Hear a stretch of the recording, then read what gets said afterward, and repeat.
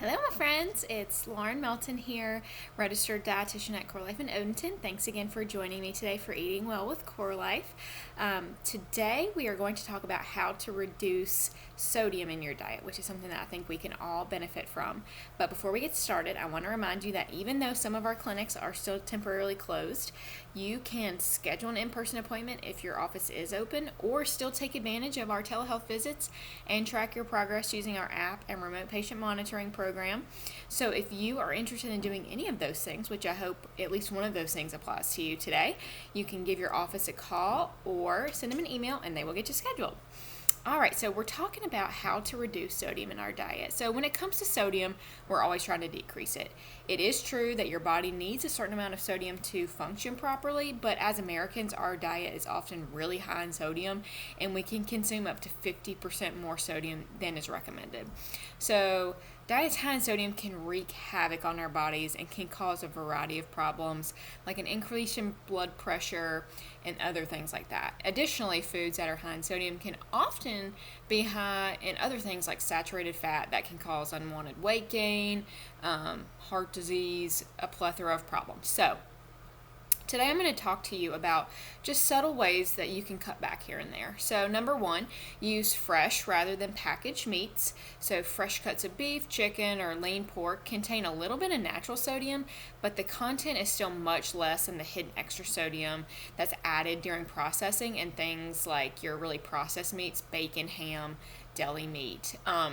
If a food keeps well in the fridge for a few days or weeks, that's usually a tip off that the sodium content is pretty high, because sodium is added as a preservative for the most of the time. So if you do like deli meats or those really processed meats, work on finding a low sodium or a no salt added version. Comparing labels at the store where the sodium content is listed is also a great idea. So for meats, then with fruits and vegetables, choosing fresh as well, since they are very low in sodium, is probably going to be a good idea. Canned and frozen can also be low in sodium, but you want to make sure that they're not in any sort of sauce if they're frozen, or that you choose the no salt added in your canned. And just because it says no salt added doesn't mean that there isn't any. So a good practice for canned fruits or vegetables is to drain and rinse them, especially with things like beans and other vegetables. You can cut the sodium by up to 40% by just draining and rinsing them, because you're getting all that extra salt off. If you're buying frozen vegetables, choose the ones that are labeled fresh frozen. And like I said, don't contain any extra seasonings or sauces, and you can get away with really little sodium there. Obviously, like I said, read your food labels. Sodium content is always listed on the label. It's a requirement. And sometimes the high sugar content in a product like apple pie can mask the high sodium content. So like when you eat it, you're like, oh, there's not much salt in here. So it's important to check the label for sodium content, because a lot of frozen foods can be high in sodium as well. So just something to pay attention to.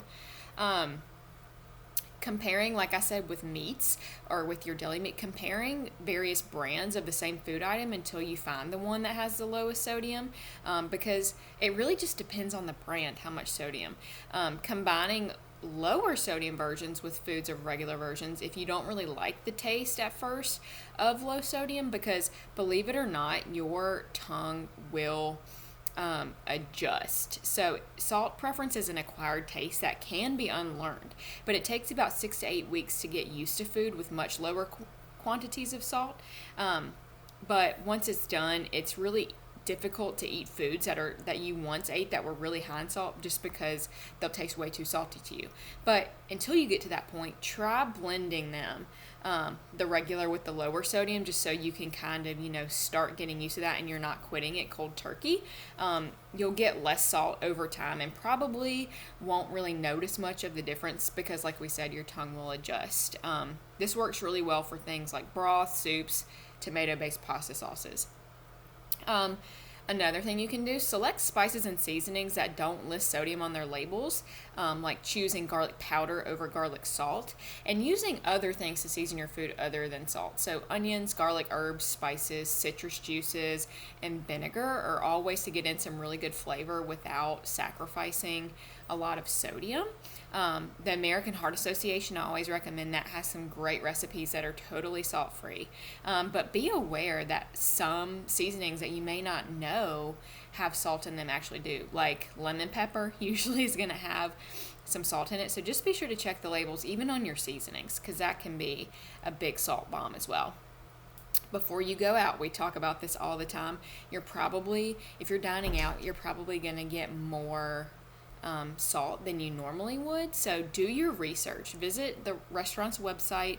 It will tell you the sodium content of various dishes served there. You can request that the dish be made without salt. So just being aware of what your options are there can really make a huge difference.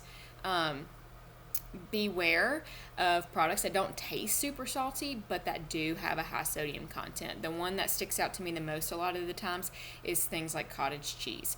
Cottage cheese is notoriously high in sodium, but luckily now I think food manufacturers are catching on that we as Americans are really trying to watch our sodium content. So occasionally you can find a low sodium cottage cheese. So just be on the lookout for things like that. If you have elevated blood pressure, dietary sodium restrictions can not only lower your blood pressure, but can enhance your response to blood pressure medication. So that's just something to be aware of. Incorporate foods with potassium, like sweet potatoes, greens, tomatoes, and lower sodium tomato sauces. Other things that are high in sodium: white beans, kidney beans, non-fat yogurts, bananas, like we all know, and for other fruits like cantaloupes, because potassium can kind of help counter the effects of sodium. And if you're having issues with your blood pressure, eating enough potassium may help with the regulation of that as well. So I hope that gives you some good ideas for how to stay on track with limiting sodium intake. Don't forget to subscribe to our YouTube channel. Leave me any topics that you'd like to cover below in the comments, or if you have any questions about sodium, you can leave it in a comment below, or talk to your registered dietitian at your next visit or telehealth visit about it. Don't forget to check out the cooking demos with Nick and the fitness workouts with Corey and some of our other trainers. At Core Life, we love you, we miss you, and if you need anything, please let us know. See you later.